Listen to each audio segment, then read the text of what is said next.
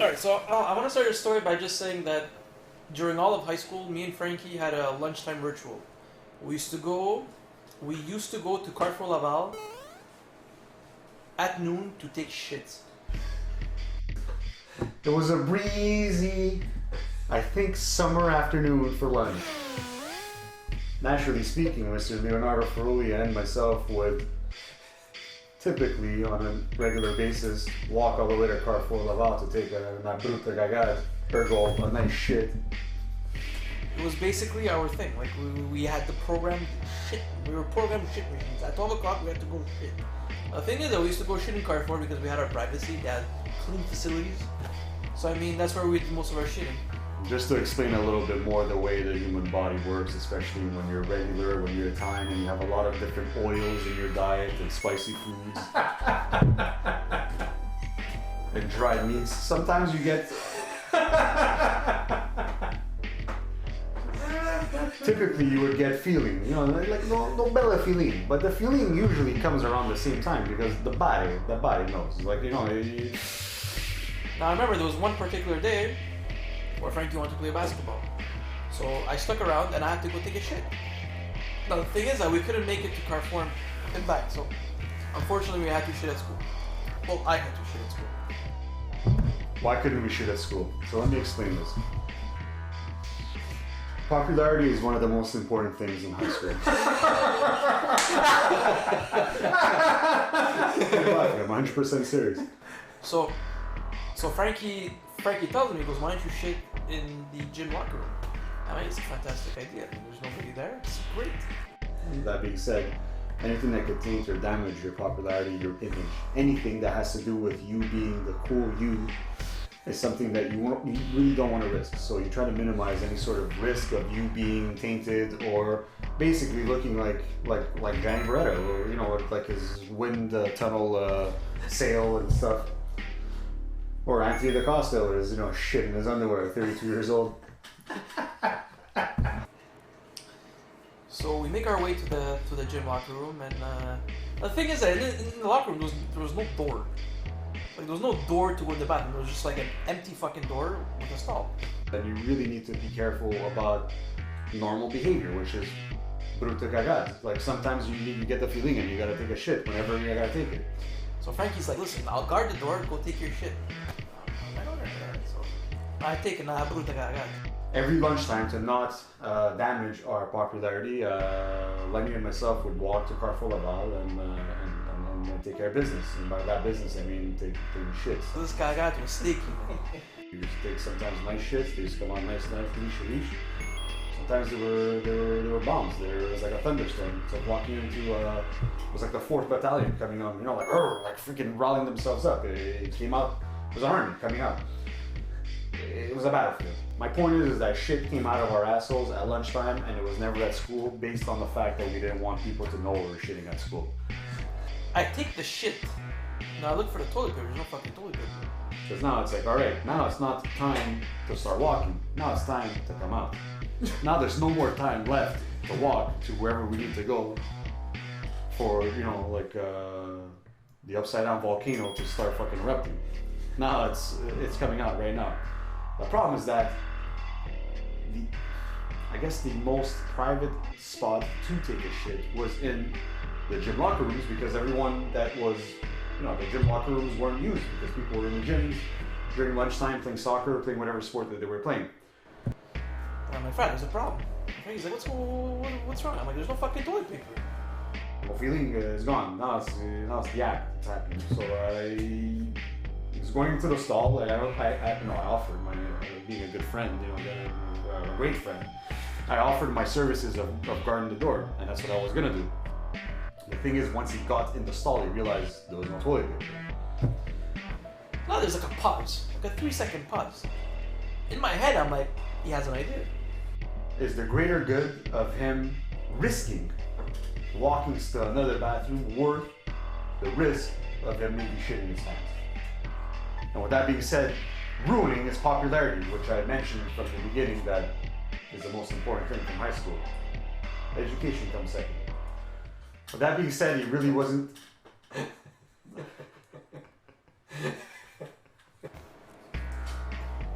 a sudden, I look underneath, and there's a Canottiera that gets kicked underneath the stall. And he's like, use this. I noticed that there was this Canottiera, and it was just loose. It wasn't really next to any sort of bag. It was on a bench, on the locker room bench, and it was just there. Clearly, it was clean-ish, so it wasn't, it wasn't garbage. It was someone's Canottiera.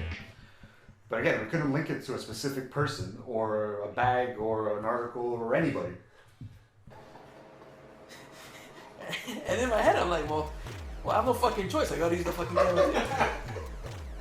So I start wiping off with my Canottiera, and I must say that fucking Canottiera did a fantastic job of cleaning my ass. A nice cocked and softened the skin. Normal people would just leave it there, thinking, all right, the person that owns it is going to come back and take because he's missing the Canottiera, or maybe he put it there and, you know, whatever, it got misplaced here and there. But I mean, it's nowhere hard to find. It wasn't hidden. I looked at it from a different angle. I saw my friend in dire need, in which either he shits his pants or he uses his Canottiera to wipe his ass. So I wipe my ass and I throw it in the toilet. And I mean, like, so I flush. You know, like, I shouldn't have flushed, but I did flush. And I don't think it was a good idea to flush, because as soon as I flushed, the water just started squirting out of the toilet. As a coach, you could run any play you want. The players still have to do it. Lenny was a player and I was a coach. So now I needed to convince him. I'm like, look, it's clean. It's probably going to feel a lot better than toilet paper, especially the bitter toilet paper that we have at school, because it's freaking thinner than air. It's disgusting. It's like saran wrap. And to be honest, it didn't take that much convincing. He looked at the Canottiera, looked at me, looked at the Canottiera, and there was Lenny walking to the bathroom. After my 5 straight minutes of crying laughter, I see him walking back out, obviously not flushing because you can't flush down a whole Canottiera.